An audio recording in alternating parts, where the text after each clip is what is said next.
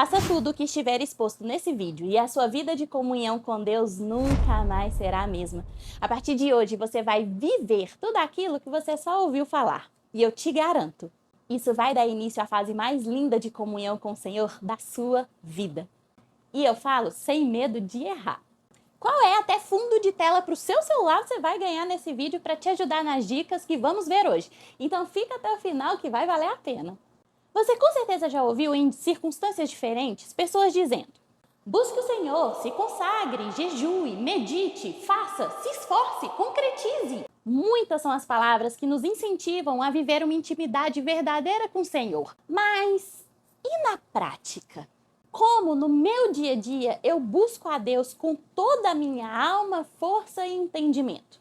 Como eu saio da doutrina para a realização concreta de preceitos bíblicos na minha vida? Já vou te pedir para se inscrever no canal, curtir o vídeo, compartilhá-lo com o maior número de pessoas que você puder, porque eu tô cheia de convicção que através desse conteúdo que se inicia nesse vídeo, muitos vão alcançar um lugar completamente novo. Eu creio que para a glória do nome do Senhor, esse vídeo vai lançar pessoas à verdadeira comunhão com o nosso Deus.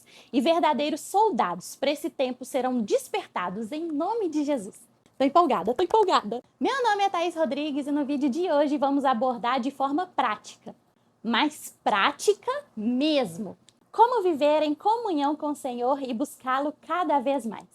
O último da lista geralmente é o mais negligenciado, mas eu vou te mostrar como que a prática do último tópico, juntamente com todos os outros, foi justamente o lugar que Deus usou para mudar a minha vida.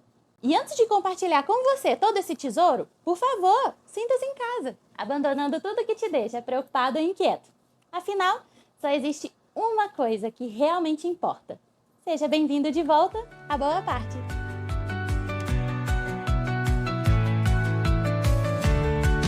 Vamos começar com a consagração. Algumas pessoas possuem dúvidas sobre o que é se consagrar a Deus. E é prudente começarmos por aqui porque é justamente onde o relacionamento costuma começar. Consagrar a Deus é entregar algo ou alguém para o serviço ao Senhor. Então, quando nos arrependemos dos nossos pecados verdadeiramente e aceitamos Jesus verdadeiramente como nosso Senhor e Salvador, esse processo se inicia naturalmente. Porque, entenda, ao confessar Jesus como seu Salvador e Senhor, duas realidades estão sendo assumidas na sua vida. A primeira é que o sangue de Cristo te resgatou, o livrou da morte e lhe deu vida, e nos salva, nos resgata de todas as adversidades. Já assumir Jesus como seu Senhor é se entregar em obediência. Ao declarar que Jesus é o nosso soberano Senhor, nós entendemos que devemos servi-lo e obedecê-lo. Então, o processo de consagração se inicia com uma declaração e se mantém através da obediência. Na teoria, tudo muito lindo, mas nesse vídeo vamos focar na prática. Então, como eu me consagro conscientemente? Fazendo isso todo sagrado dia. Paulo diz em Romanos, capítulo 12, versículo 1.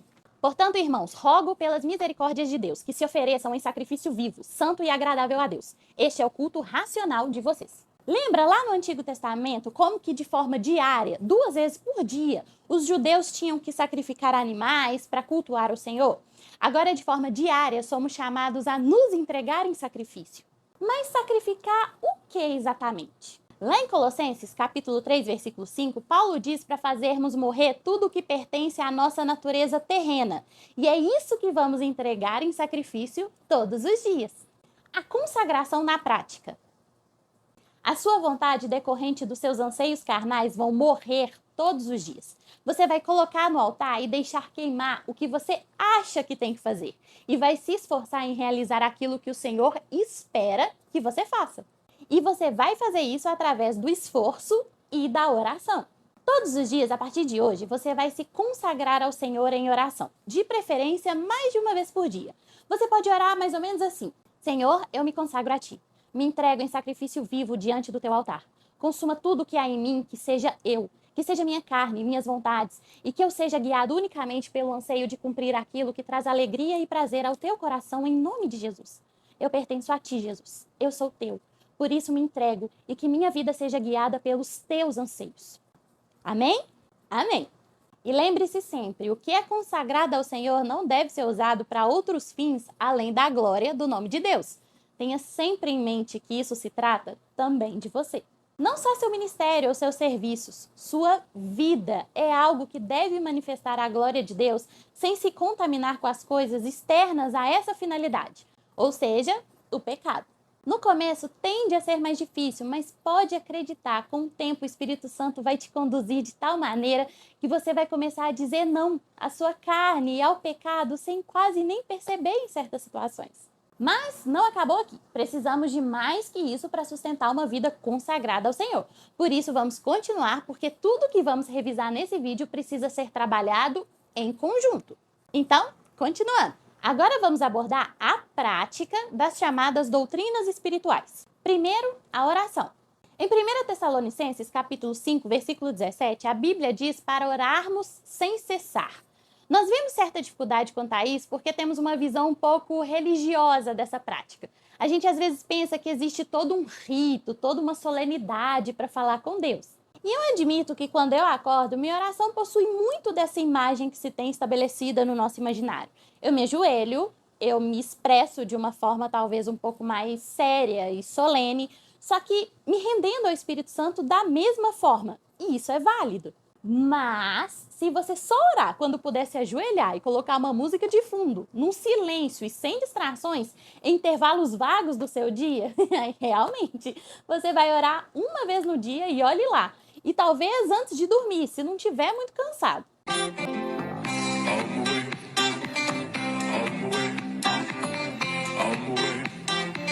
A partir de hoje, oração para você vai ser entendida também como conversa. Nosso Senhor é onipresente. Ele está ao seu lado agora e se mantém perto de você ao longo de todo o seu dia. Agora imagina um amigo seu nessa mesma situação, te seguindo o dia todo, para onde você for, e você o ignorando completamente. Muito mal educado da sua parte, não é verdade? Imagina fazer isso com Jesus. Orar sem cessar é se tornar consciente que Deus nunca sai do seu lado.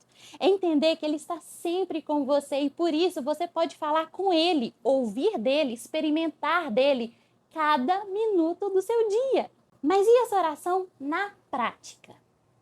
Primeiro, torne-se consciente da presença constante de Jesus. Para me ajudar nisso, esse é meu fundo de tela do celular. Toda vez que eu pego meu telefone, eu olho para essa imagem e me lembro que o Senhor está me olhando com olhos afetuosos, ansiando por comunhão comigo. Pode parecer bobo, tá? Mas deu muito certo. Isso, inclusive, me ajudou a ficar menos em redes sociais, porque quando eu desbloqueio o celular e vejo essa imagem, eu me lembro de lembrar de Jesus e acabo indo conversar com ele, ao invés de ir fuçar no Instagram. Mas você pode criar outras alternativas para ativar essa consciência. Despertador de hora em hora, desenhar um asterisco, a caneta mesmo na sua mão, post-it pela casa. Já sei, orações em bilhetinhos.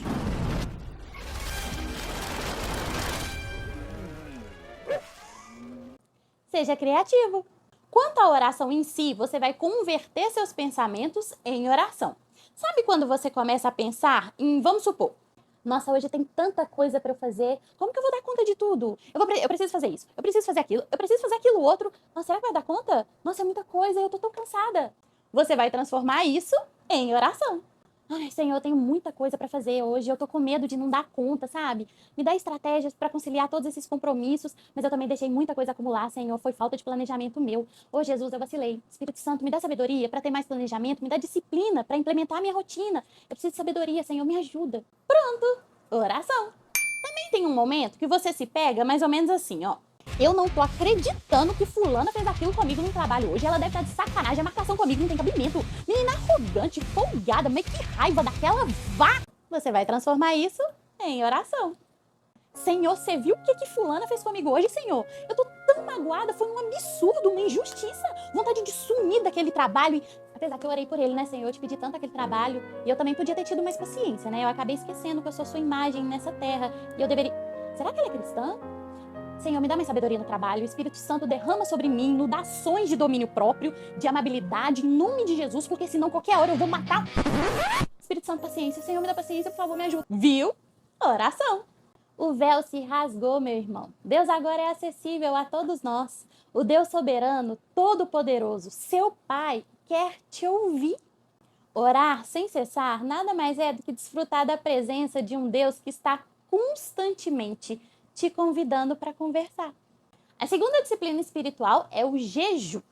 O jejum não possui em si uma designação obrigatória, mas sem dúvida te leva a um lugar de comunhão com o Senhor totalmente diferente. Quando jejuamos, deixamos a carne, todo o nosso lado caído, estribuchando, enquanto o Espírito se expande sem resistência dentro de nós. Experimentamos então comunhão, proximidade, grandes manifestações do Espírito de Deus. Lembra daquele versículo que Jesus diz que existem demônios que só saem com muita oração e jejum? Pois é, o jejum te reveste de unção, ousadia, autoridade, porque através dele nos tornamos mais íntimos de Deus, conhecendo-o mais. E isso é poder. Quando você volta a sua fome real para a fome de Deus, você começa a ser preenchido por mais e mais da glória do Senhor, se tornando tão cheio dessa glória que inclusive botam os demônios bem dos marombados para correr. Estar cheio da glória de Deus te leva a um lugar de comunhão e de relacionamento que muda nossa vida. Mas e o jejum na prática? O jejum é realizado de diversas formas. Eu, pessoalmente, acredito que o jejum bíblico se trata da restrição de comida de forma absoluta. Restringir apenas refrigerante, chocolate, arroz, na minha opinião, não é jejum. Por isso, eu vou indicar, baseado na minha opinião, a restrição total de comida. Porque nós queremos matar a carne. E eu acredito que para experimentar uma sensação de morte mesmo da carne, ela precisa sentir fome de verdade, que é de fato a abstinência daquilo que é vital para a nossa sobrevivência. E eu acho que isso não é alcançado quando você restringe coisas que geralmente na falta vão até melhorar a sua saúde, se a gente for bem sincero. Então comece devagar, uma vez por semana ou a cada 15 dias, jejum de 3, 4 horas e vai aumentando de acordo com seus limites físicos. Eu me lembro que eu comecei fazendo jejum de 4 horas e eu sofri muito porque eu sou do tipo de pessoa que desmaia se fica muito tempo sem comer, tá? Mas eu te garanto por experiência própria que quando você supera aquele momento doloroso do estômago, sabe? Que você sente seu corpo implorando por comida, fica muito mais fácil. Porque geralmente é assim. Acontece um momento, depois de algumas horas sem comer, de uma agonia muito latente, que parece que um buraco se abriu dentro de você e está te consumindo por dentro. Sim, é bem desagradável. Mas se você suporta esse momento por alguns minutos, seu corpo entra em um estado físico mesmo, em que ele meio que se acostuma com aquela situação. E aí fica bem mais fácil continuar. Meu maior jejum até hoje durou 6 dias, nos quais eu ficava cerca de 11 horas sem me alimentar. Eu almoçava por volta de meio-dia e depois jantava umas 11 horas da noite, que era quando eu chegava do trabalho. E foi maravilhoso o que eu vivi com o Senhor naquele período. Mas sempre observe suas limitações. Eu conheço uma pessoa de uma unção indescritível, uma mulher de Deus, de uma devoção linda, mas que não consegue se manter em um jejum por muitas horas, porque a dor de cabeça é muito forte. Deus conhece suas limitações. Ele vai respeitá-las ou expandi-las. Apenas comece e vai aos poucos. Quem sabe você não se surpreende consigo mesmo. Mas a maior surpresa é o que Deus opera nesse processo. Vai por mim, vale muito a pena. A última e com certeza não menos importante disciplina espiritual é a leitura bíblica. Se você ainda não entende quão importante e necessário é o hábito da leitura bíblica, ou se não sabe como conduzir esse momento, tem dúvidas de como extrair o melhor das escrituras, eu vou deixar na descrição do vídeo o link de 2 vídeos que são tudo que você precisa saber para começar seu devocional. Assiste os 2 que eu tenho certeza que você vai estar pronto para começar. Mas a leitura bíblica na prática.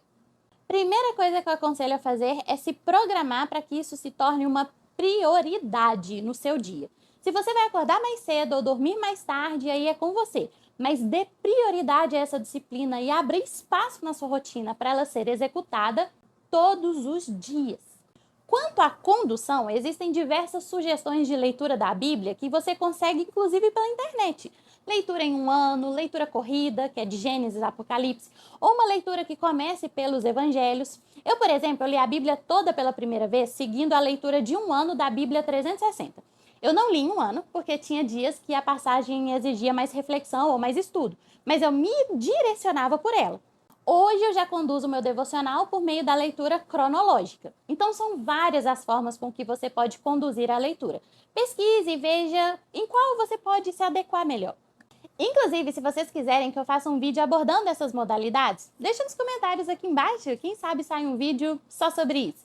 E se você já pratica o devocional diariamente, compartilhe aqui com a gente nos comentários também qual forma você escolheu de se utilizar e como tem sido sua experiência. Conta aqui. Mas um alerta. Use uma forma de leitura contínua. Não fica nessa de ler um pouquinho de um livro aqui ou um pouquinho de um livro ali. Muito menos ficar praticando o sorteio bíblico, achando que isso é devocional, pelo amor de Deus.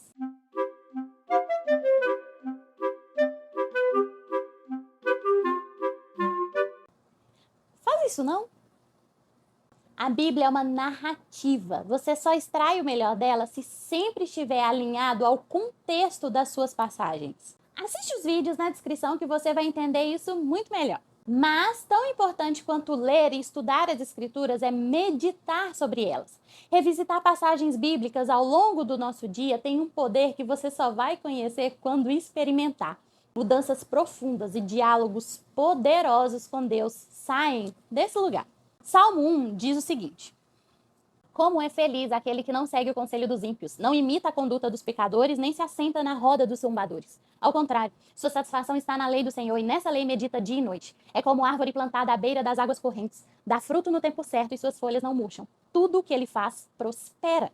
Perceba como são lindas e poderosas as promessas daqueles que meditam na palavra de Deus, que passam o dia refletindo sobre ela. Mas como meditar na prática?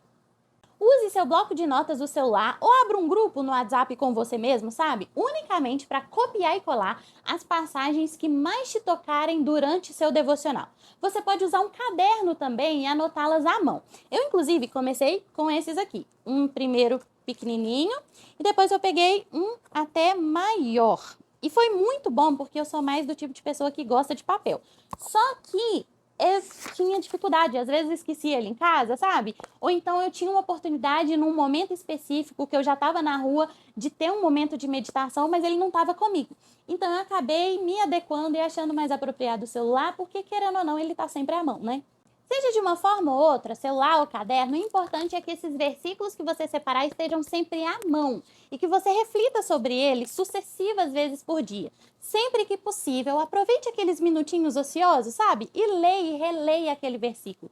Reflita sobre ele, converse com o Senhor sobre ele e se esforce para aumentar essa prática cada vez mais. E para te ajudar a ativar essa consciência e se lembrar de meditar nas escrituras, eu vou disponibilizar para você alguns fundos de tela para o seu celular para te ajudar a lembrar de fazer e manter esse exercício. Depois que o vídeo acabar, corre lá no meu Instagram, o link vai estar na descrição do vídeo. E comente nesse post aqui, vim pelo YouTube, que eu te encaminho todos eles por direct. Aproveita e me segue por lá também, tá bom? E não deixa de implementar o hábito de meditar sobre as escrituras na sua vida. Lembre-se que a promessa é grande, mas a transformação também é garantida. E agora aquela prática que nós falamos, que geralmente é uma das que são mais negligenciadas e até mesmo ditas como desnecessárias. A comunhão na igreja. Hoje vivemos numa geração que o discurso é: eu sou igreja, eu não preciso de ir para um prédio para encontrar Jesus. Deus está em mim. Eu vivo comunhão com o Senhor onde eu estiver. Mas, pelo menos na minha opinião, essa é uma das mentiras mais eficazes de Satanás em nosso meio hoje. Porque muitos se apegaram a essa ideia e somam isso ao triste fato de como tantas igrejas têm se perdido no pecado, em ensinos antibíblicos ou ferindo seus membros. E aí, com base nesses dois argumentos, consolidam em sua mente que frequentar uma igreja é desnecessário ou até mais saudável para a sua fé. Infelizmente, os escândalos estão ficando tão recorrentes e grotescos que não é tão difícil assim achar que ficar quietinho em casa com a sua Bíblia seja mais seguro. Mas não é. E justamente pela seriedade dessa questão, eu achei melhor dividir o tema da prática da vida cristã em dois. Vou lançar outro vídeo abordando única e exclusivamente o porquê é tão importante e necessário todos nós estarmos inseridos em uma comunidade local. E será na mesma abordagem desse vídeo aqui. Muito mais que doutrinas bíblicas e versículos que nos convocam a essa realidade, eu vou trazer na prática como estar dentro de uma igreja é capaz de mudar sua vida. Eu te aguardo então no próximo vídeo para concluirmos essa série de ideias que eu tenho certeza que vão te fazer experimentar o sobrenatural de Deus. Aquela comunhão e experiências verdadeiras que vão fazer você desfrutar dos grandes tesouros que o Senhor tem preparado para você. Deus só tem aguardado você estar pronto para acessá-los. E eu garanto, sem sombra de dúvida, depois do próximo vídeo e praticando tudo o que conversamos até aqui, você vai acessar. Eu creio. Você crê? Muito obrigada por ter acompanhado o vídeo até aqui. Não se esqueça de se inscrever no canal, curtir o vídeo e ativar o sininho. Isso me ajuda muito, mas também faz com que essa mensagem chegue a mais pessoas para a glória do nome do Senhor. Vejo vocês no próximo vídeo, se Deus quiser. Se eu fosse você, não perderia. Tchau!